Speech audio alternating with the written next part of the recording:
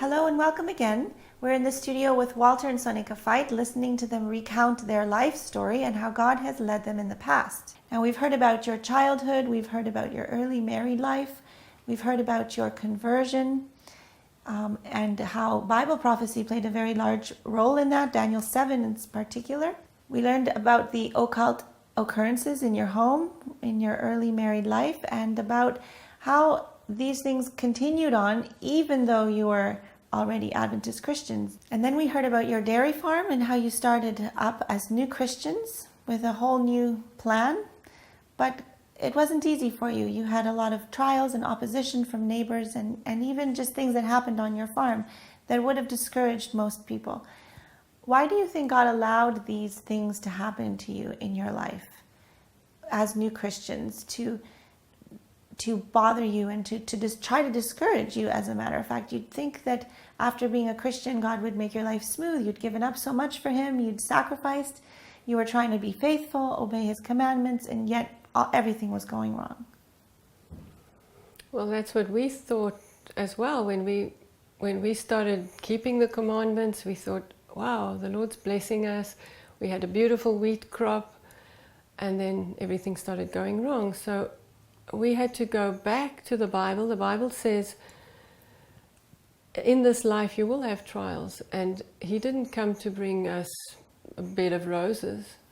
We will have to go through trials, and the trials are there to strengthen us and to prepare us for other things that will come. So things will get worse. It will get much worse before they get better. I think God had a purpose for you, but it required special training. Yeah, I think so. So now, even after you were Christians, yet the devil still played a role in your lives through your father.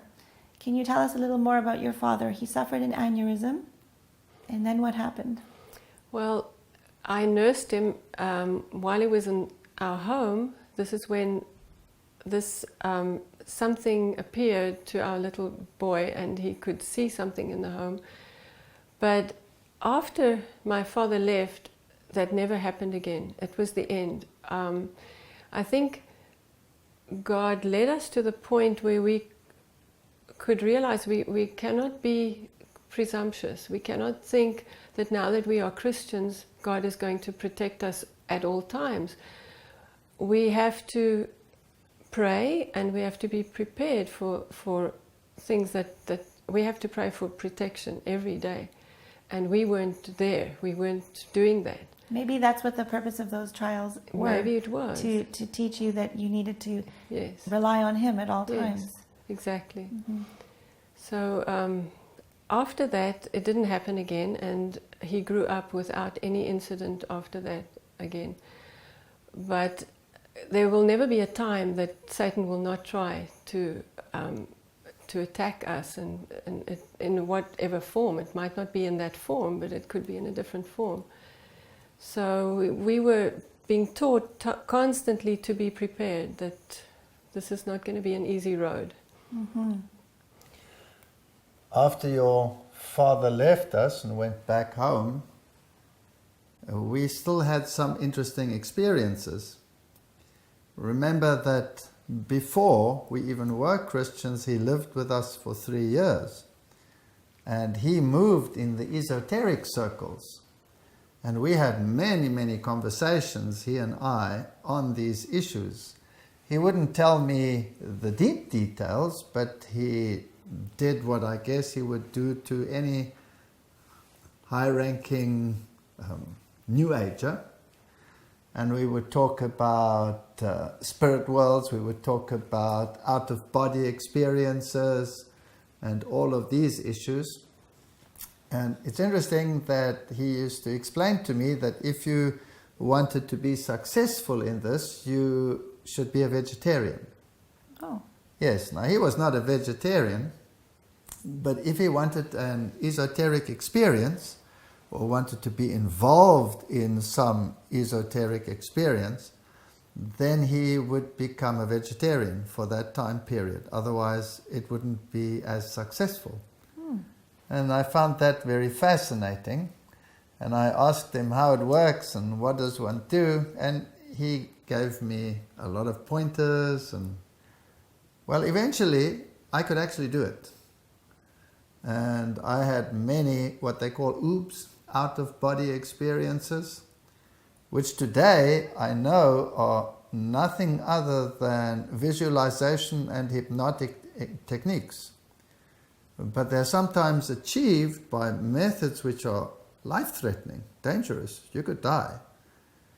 So I don't want to explain how you do it, but basically you create an oxygen deprivation in your brain, and that gives an opportunity for entities to assist you in whatever you have to do.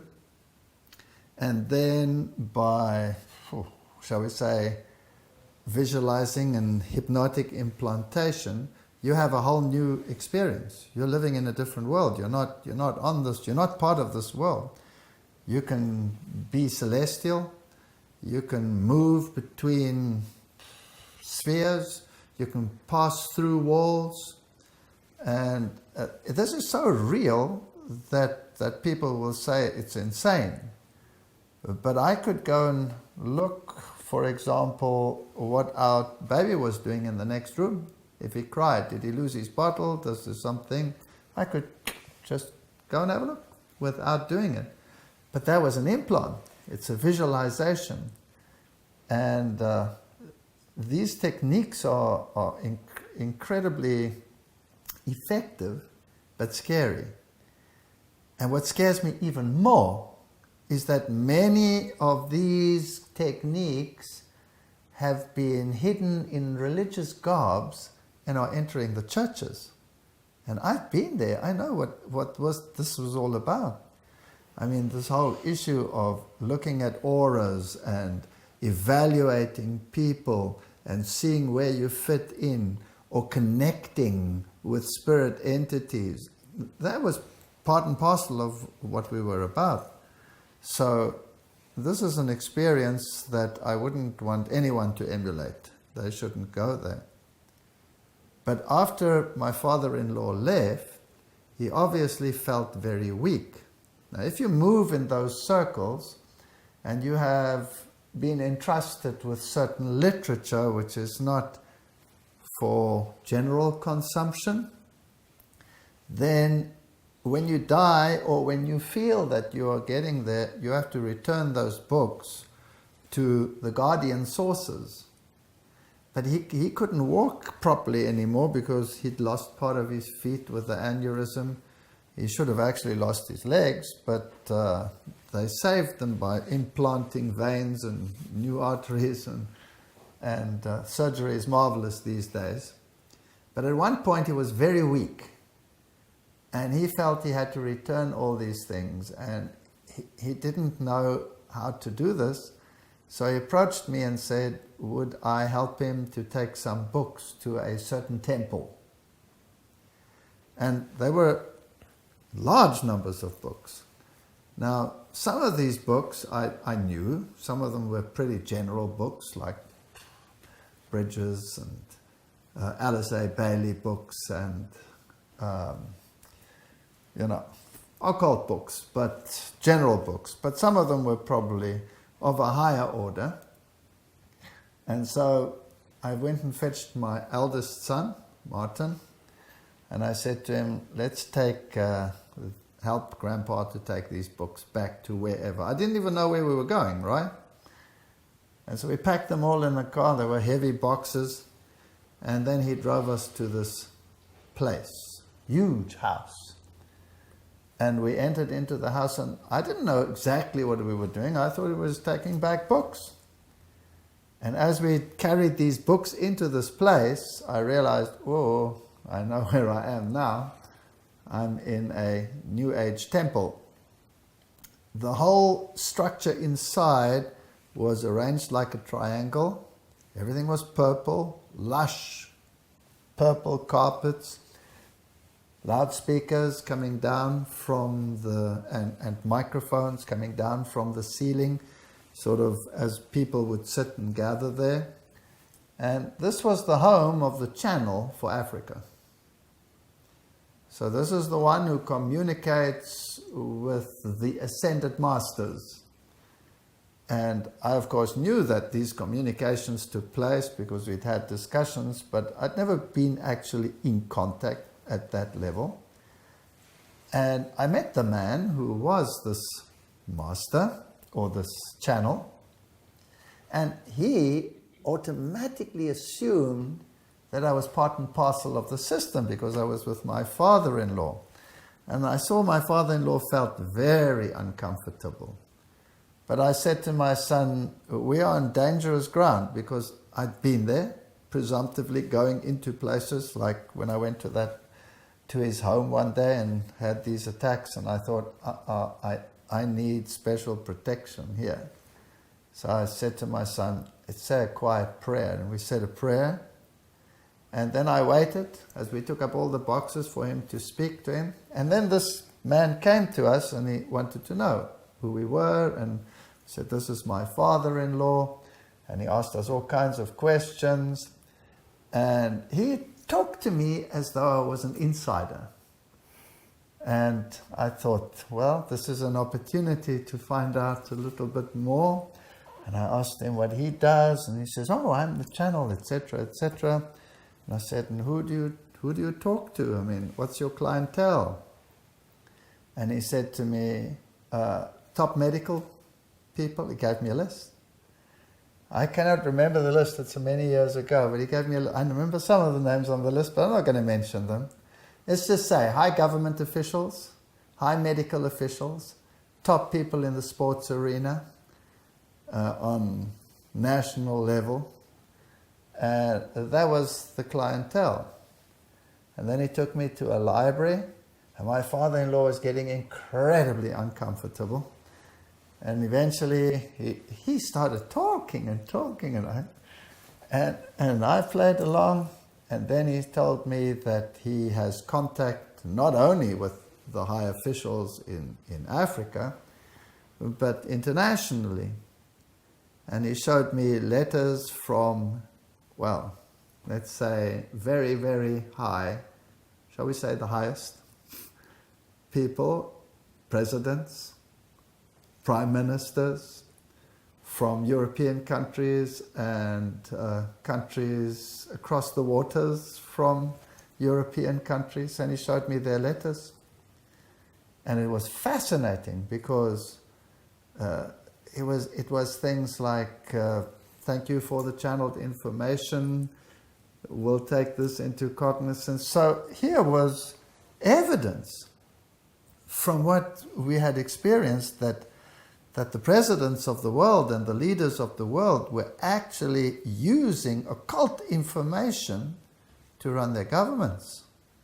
And this was very fascinating, and to see it with signatures, very interesting. So then when we left, my father-in-law was very quiet, and then he said to me, you milked that man. He was disgusted. But that was my sort of first introduction to what happens behind the scenes, politically, etc., with the esoteric world.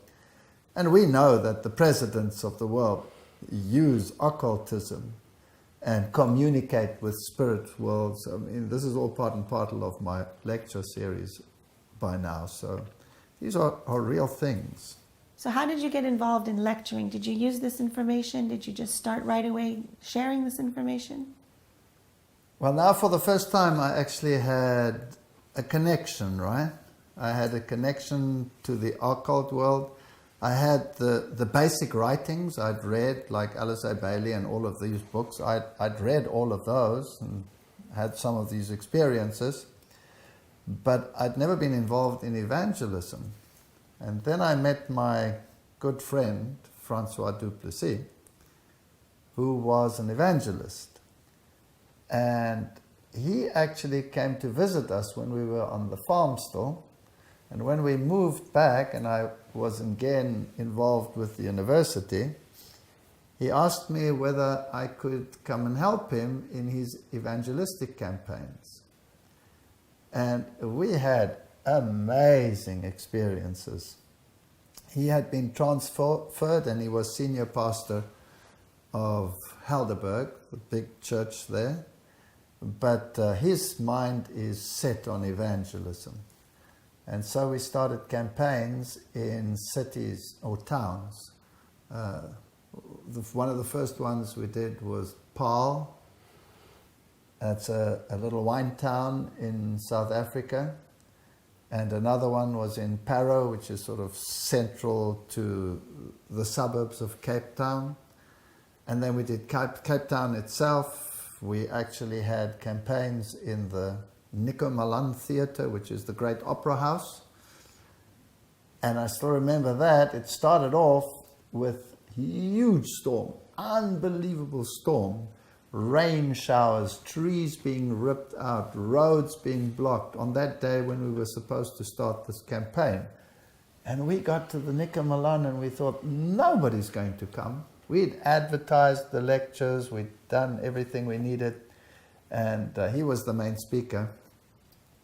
And then these storms, and this rain, and this wind, hurricane winds, trees all over. Nobody's going to come. Do you remember that? Mm-hmm.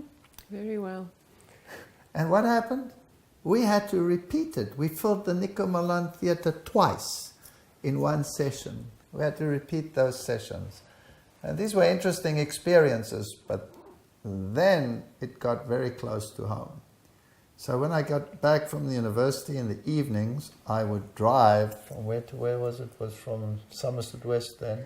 To Paarl. To Paarl, which is about 50, 60 kilometers.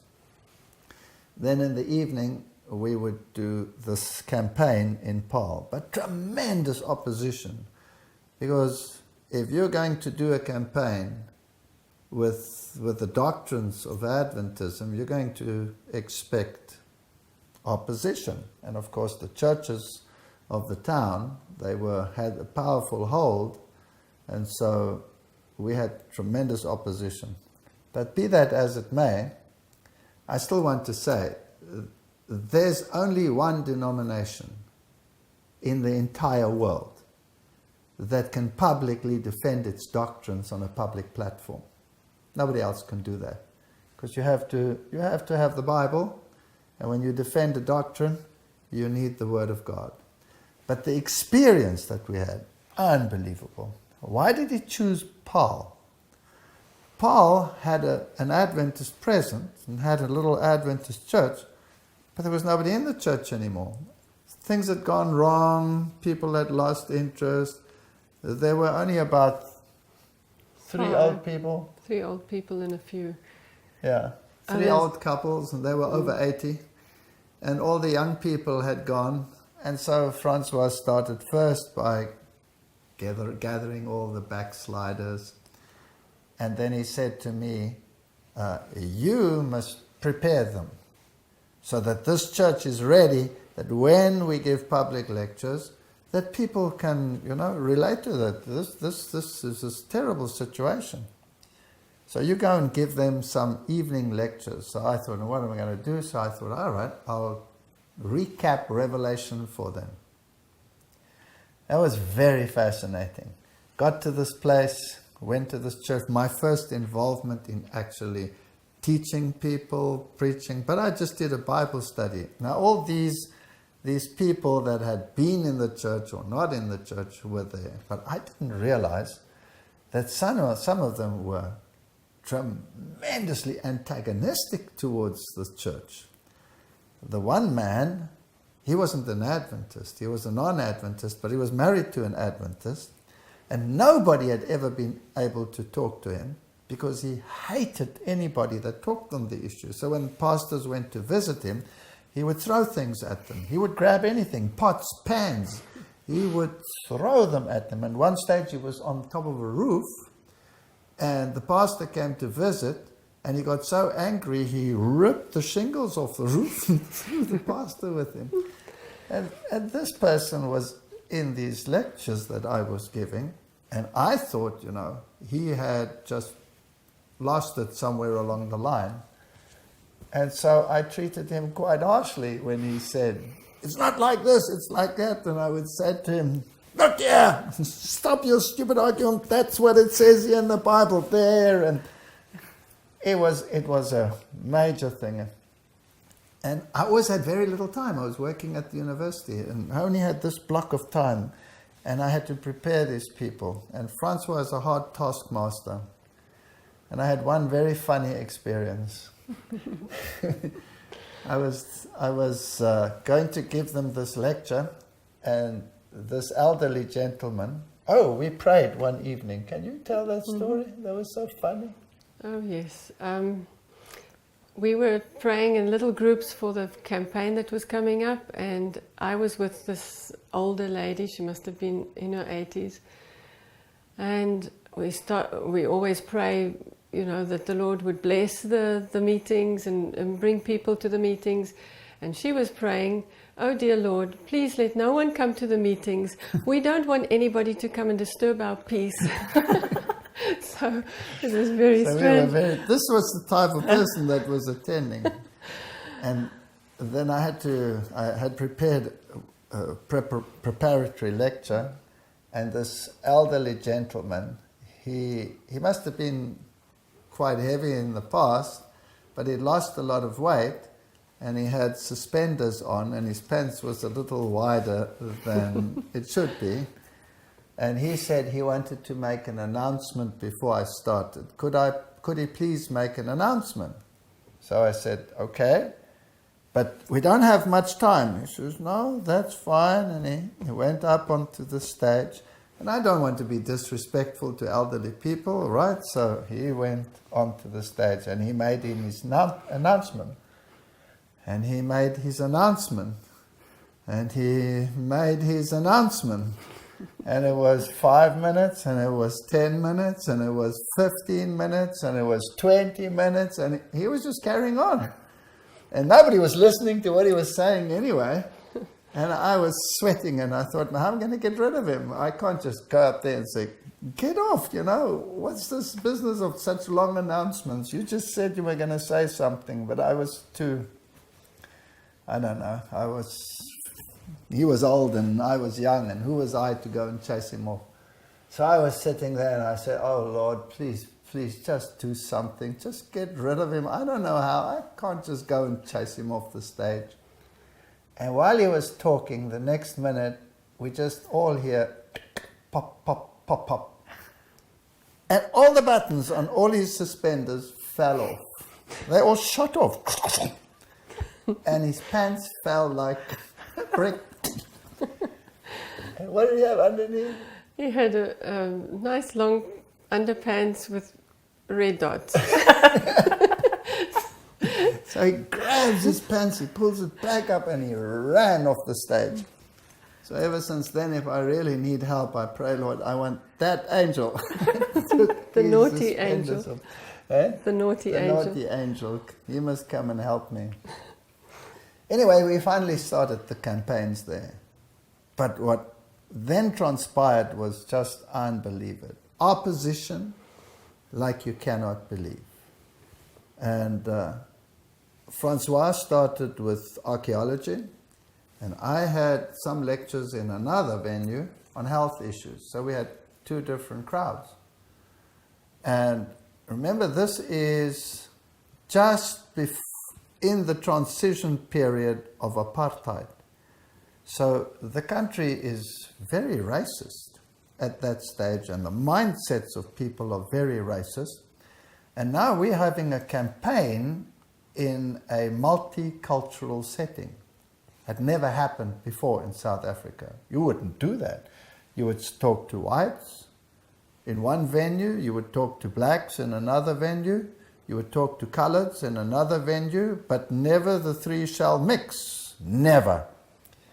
And Francois and I, we thought about it and said, this is ridiculous. God's word is not race-bound. There's no salvation by pigmentation. Whoever, every tribe and nation and culture is entitled to hear the word of God. So we had multicultural meetings.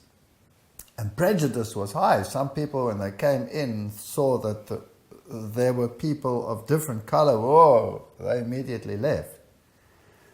But be that as it may, finally, we got 60 people into that church. 60 people. But some of these people were highly racist, and highly prejudiced.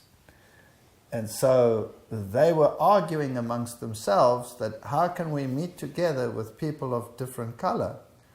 I mean, Darwin has really messed up this world, and some people go as far as to say that some races cannot be of human lineage. They must. It was very bad. It was very bad indeed. And so we had some core of people in this group now that had that mindset. And they were indoctrinating all the others that we had to get rid of the other races because, number one, they don't dress like we do. I was in the meeting where all this was addressed. They don't dress like we do. They will not be able to use the Bible like we use it, knowing verse and chapter and all of that.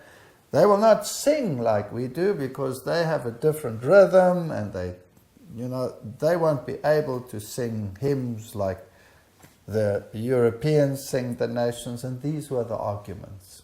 Ridiculous. Totally ridiculous.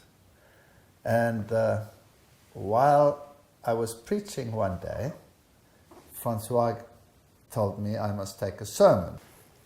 I was preaching, and I walked to the front and sat in the front like everyone else does and started the proceedings, and we did the introductory hymns, and everybody was in the church. And the people that had come into the church were not black people. There were white people and there were colored people. That was already a problem.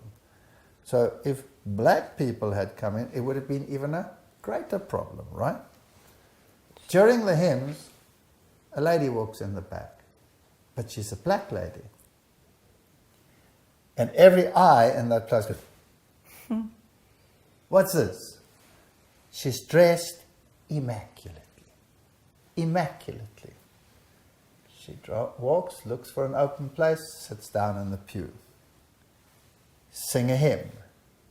She gets up, she sings it in a crystal clear voice. No hymnal in her hand. In those days, there weren't overhead projectors that projected a hymn on the screen. You had a hymnal or you knew it off by heart. And the language was Afrikaans. Ah, that's another thing. And that is very rare that a black person in those days could speak Afrikaans. And she sang it perfectly. No accent. Now, I was in the front and I was looking at her, and you sat where? You sat behind her. Yeah. Okay. So already, they don't dress like we do, was destroyed. She was immaculate. They can't sing like we do. They won't know the hymns. Wiped out. 10,000 times better than anybody else. Crystal clear voice. And I thought, well, she just happens to know that hymn. Sang the next hymn. She knew it. She stood up, no hymnal in her hand. Perfect. All the verses. Every single verse. Mm-hmm. And all eyes on this lady. So I delivered my sermon. Now, the church had a passage down the middle. There were side doors, but they didn't lead anywhere. You had to still go past the front to get out. And after the sermon, as the custom is, the one who preaches walks out first and then greets the people as they come out the door. Now, I'm fascinated. I watched her throughout this sermon, and I thought to myself, I want to know why she's here. Because there are black churches. Why didn't she go to a black church? Why did she come to this church? Where is she from? What is her story? And everybody comes out, and I greet everyone, and she doesn't come out. And I said to Sanga, where is she? She must still be inside. I want to go and talk to her. So I go inside the church. She's not there. She didn't come out. Nobody saw her again. She was just gone. There's no way she could have come past us. It's impossible. So who was she? So that was our first experience. It's interesting that the guy in the blue overall that spoke to you, Was a colored man. he was a colored man. He was not a white man. And here was a black woman. So what is God showing? He's no respecter of persons. He's no respecter of race. These are important lessons. Because if you're going to preach in that culture and you sympathize in any way with that mindset, then you are doing an injustice to God's word. So we were trained very early on. And in that campaign too, we had to realize that we were not fighting flesh and blood. And we had another fascinating, actually two. The first one was, because we had separate venues, Francois had a different audience to what I had. And Francois visited a man who was in his audience, and his wife, unbeknown to anything, was in my audience.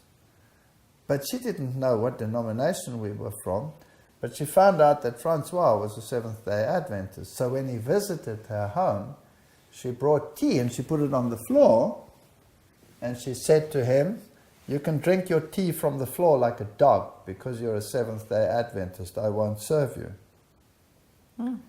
So she was very antagonistic.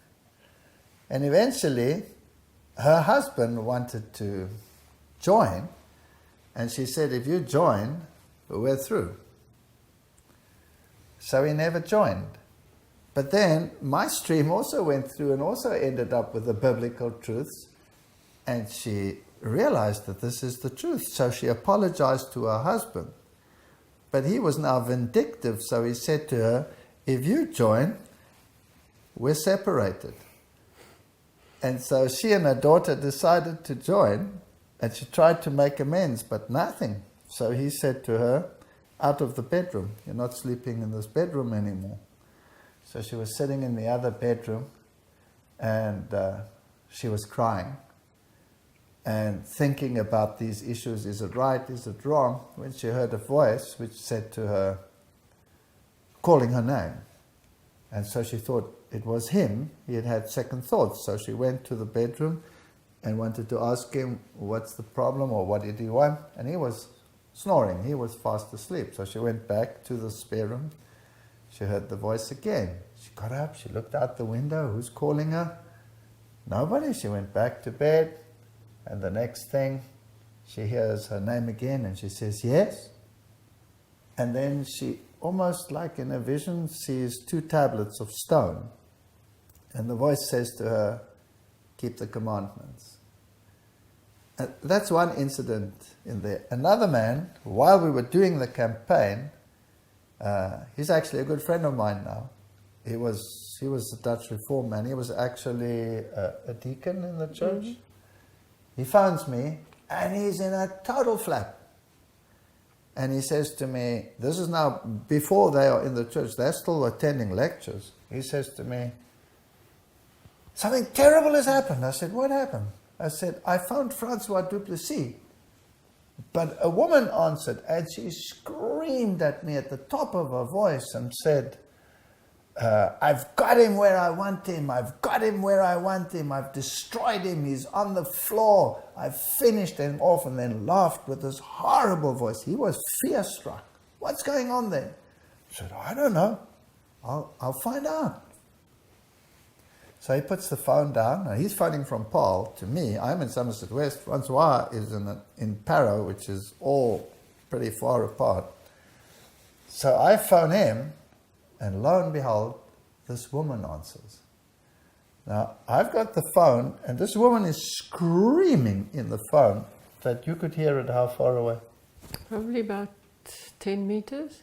And you could hear I that could she was, hear the screaming. She was screaming and laughing and saying, "I've got him where I want him. I've got him destroyed. I've finished him off." I got such a fright. It was a horrible voice, like a demon screaming in the phone. I put the phone down, and I thought, you're confused at that stage. Is this a wrong number? What's going on? Same experience as this other person. Pick up the phone again. I phone the number again, and Francois' wife answers. And I said, was there a phone call just now to your house? Is there someone else at your house? No. And she starts crying on the other side and tells me Francois is sitting on the floor and is not getting up. So I'm thinking, okay. I said, we're coming. Just keep calm. We're coming. I grabbed my wife. I grabbed the kids. We put them in the car. We rushed through to Francois. Here he's sitting on the floor in his study. He's not moving. He's totally depressed. He's totally finished. And I said to him, what happened? He says, no, I can't carry on. This is too much for him. Whatever, he's totally depressed. And so we pray for him, and we ask God to give him strength to carry on, because he has to give the next lecture that evening. But he can't get up. He can't move. His back or whatever. His back went into spasm. He can't get up. Move. So he's not a very heavy man, so I pick him up and we put him on a chair, and nothing happens. And we prayed about it. And then it's time that we must go, we must travel, we must go and do this campaign. And he's in this state. So we carry him to the car, we put him in the car, he's in a hunched position. He's sitting like this, he can't move. We drive through to Paul. We get him up onto the pulpit, and he can't stand. So he's sitting hunched on the floor. And people are coming in. And we're praying like crazy. And he starts his lecture, hunched. And he talks so softly, because he's got no strength. And as he talks, he comes right. And he gets up. And it's absolutely normal. And the other thing that happened during that Paul campaign, because I always traveled from Somerset West to Paul, and you travel through no man's land between the two cities from where I was traveling. And every single night, when I finished the campaign, she didn't always come with me because it was evenings and we have little children and she had to take care of them. So I used to travel backwards and forwards. And every night, when I came back from the campaign at exactly the same spot, in the middle of nowhere, my car would stop. The lights would go off, the engine would die, and I'd have to drift off the road and stand next to the road. Now, there are no cell phones in those days. There's no way you can communicate with anyone. You'd have to walk for kilometers to get to the nearest house. So here I stand in the middle of nowhere. And I'm thinking, what's going on here? And then I pray, and I think, what am I going to do? I'm going to wait for a car and see what happens. Nobody comes by. It's late at night. And then 15 minutes sometimes, 10 minutes, 20, sometimes an hour later, lights come on. Engine stops. No problem. Drive on. Now the same thing every night. Now, if it happens in any spot, that's one thing. You have a faulty connection in your car, there's a wire loose or something heats up at the same spot. That's more than coincidence. That's not coincident. So I'm being fortified now. This is not just a story. This is not a fairy tale. This is a real war. You are fighting real entities. Later on, of course, you get conditioned when you get to that spot. I'm getting close to this spot. What's going to happen, right? Yeah.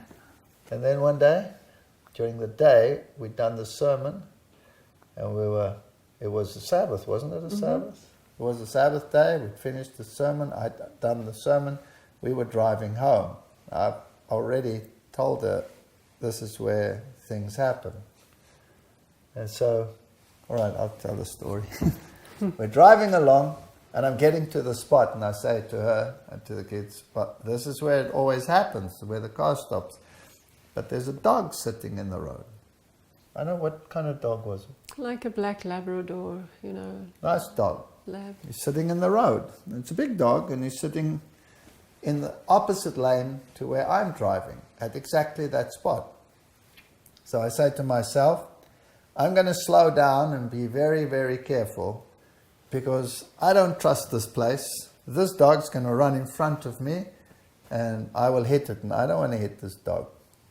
So I slow right down. But there's a car, like a truck coming from the front, and he's moving. And it's like a four-wheel drive. It's got high wheels, and he's moving. And I'm looking inside, and I'm thinking, what's this guy doing? He's moving like crazy, and he's heading straight for the dog.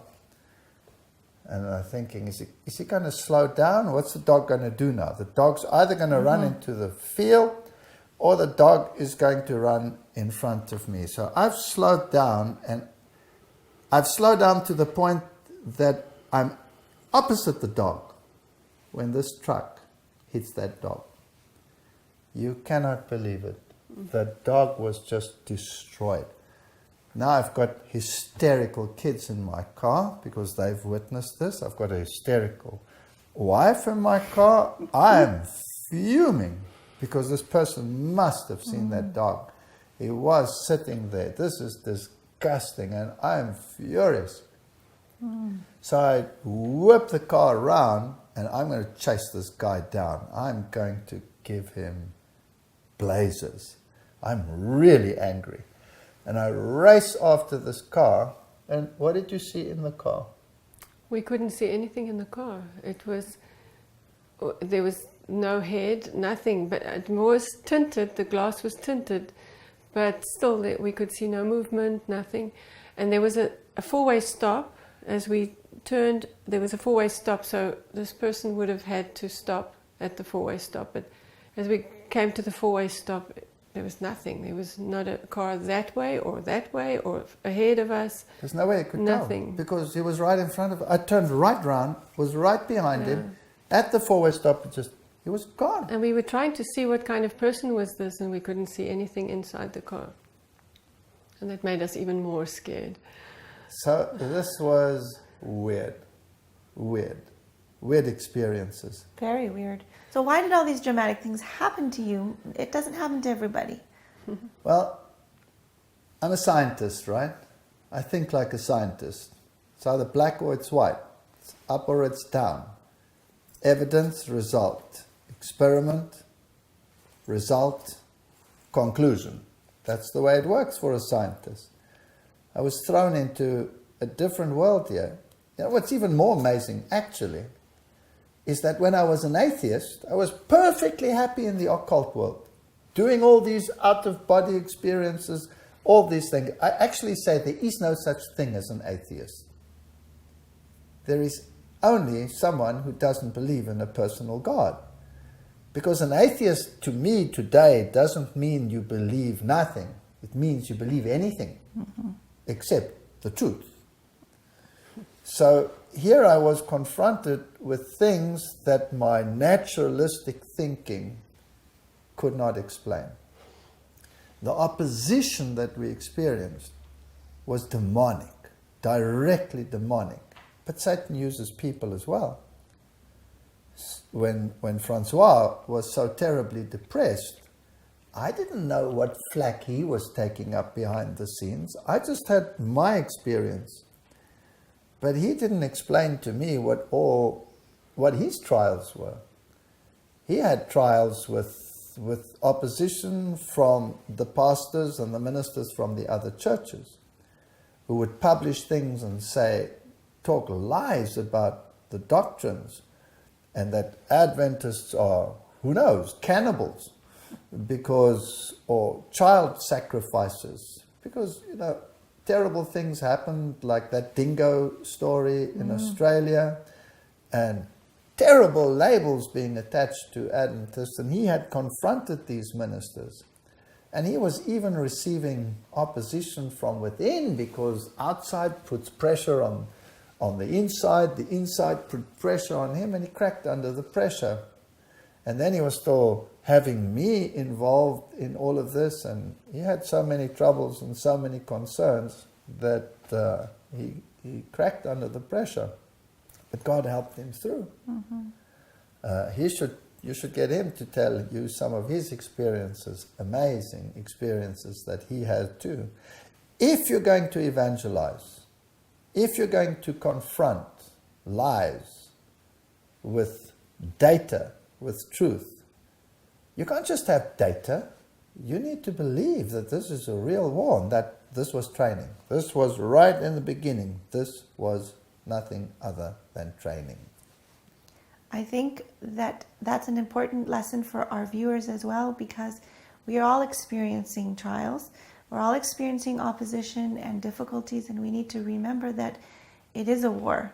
And that's one thing I actually really like about you. I've known you for a long time as our friend, and that's something that I've noticed about you. Every time there's trouble, every time there's opposition or anything like that, you always recognize it right away. That is the war, and you pray. And I think many people sometimes forget it, that they need to be constantly in prayer and leaning on God. Not that God requires it. God knows what the problem is going to be. But we require it. We require it. Yes, we require it. Yeah. We need to know we are dependent, lest we become presumptuous and arrogant. But didn't the biblical people in the Bible also encountered all these trials, and it's not unusual. It's part of our walk with God. But another important point I think we need to remember is that these trials happen when you start doing something. There's a lot of people who aren't doing anything and their life is very peaceful. I have no experience Yes. with God. Yeah, they don't have these experiences unless they step out in faith and actually try to oppose the forces. That's right. But this time period with Francois was a time period in training. And if I take the entire time period, it was over 3 years. And you don't just start out by yourself. And then, out of the blue, the conference decided to transfer Francois way before he should be transferred. And where did they transfer him to? Out in the sticks, in the middle of nowhere, as far as possible away from where we were. We were so upset. We tried to prevent it. We wrote petitions. The churches wrote petitions. Nothing moved. He was gone. He was taken out of circulation, stuck in the middle of nowhere. And there were campaigns to be run. Who was going to run them? Me. Now, I'd never given his lectures. He used to give the doctrinal lectures. I lectured on issues of health. That's another story. We must get into how we got into the health work in the first place. But that's a different story. We can talk about that in another session. Now I had to start doing evangelism by myself. How was I going to do that? And remember, I had no money. I was deep in debt from that horrendous farm experience. My salary went into mortgages, and we didn't even have a house that was ours or anything to live in. We were just trying to make ends meet. And so Francois had left me his English series of slides. So my first idea was, I have to copy these slides, but where do I get money to buy the film? Everything was, Kodak type film, rolls. Where am I going to get money? And so what I would do is I would go to the places where they sell these films and buy the big rolls, but I couldn't afford them new, and I couldn't even afford them old, so I'd look for the out-of-date, past sell-by-date ones, and get them at a very reasonable price. But even so, they were a problem. And then, in my spare time at the university, I'd use the dark room to copy every single slide, to photograph it in the right setting and make copies of all of his slides. So then I could actually build up my own evangelistic series. But it was painful financially. But the interesting thing is, I would have to spend our money for food. And there were times when we had no food, nothing. I remember when we came back and there was no food on the table. Do you remember what happened? You tell that story. Well, we were, it was lunchtime and we had absolutely nothing. Maybe not even a bottle of peanut butter. Nothing. And we had the 3 children to feed, and Walter said, let's sit down at the table and we'll pray. And so we prayed and we said, thank you. He prayed, thank you, Lord, for the food that you will provide for us. And the phone rang exactly as he said, amen. The phone rang and the lady said, have you been to your front door? And we said, no, we came in through the back door. And she said, go to your front door. And as I opened the door, there was this box, probably this big, just full of vegetables and fruits and bread and spreads and anything that you can imagine. And so we had a lunch. Where did it come from? Somebody had left it there, and not even knowing that we were struggling. They didn't know, but God knew. But God knew. And he knew that day, specifically that day, we would be without food. And so we were very happy. And the kids were still sitting around the table. I just said amen. The phone rang. She went there. She put it on the table. And the kids' eyes were this big. Yes. And that strengthened their faith, because their life was also not very easy. We yanked them out of school, out of public school, became Adventists. Suddenly they couldn't do sport on Sabbath. Suddenly they couldn't go and do ballet and do all cricket. My oldest son was cricket captain in the cricket team, and suddenly he lost everything. It was tough on them. And now we're struggling financially, and they were thinking, what kind of God is this, who is supposed to take care of us? And these little things strengthened their faith. We could see how it helped them through that time. Yeah, but be that as it may, when I then gave these lectures in the evening and I'd spent our food money on buying film to make these copies, it just so happened that somebody would slip me something. And it was always more or less the amount that I'd just spent. Not more, not huge amounts, just enough to cover that.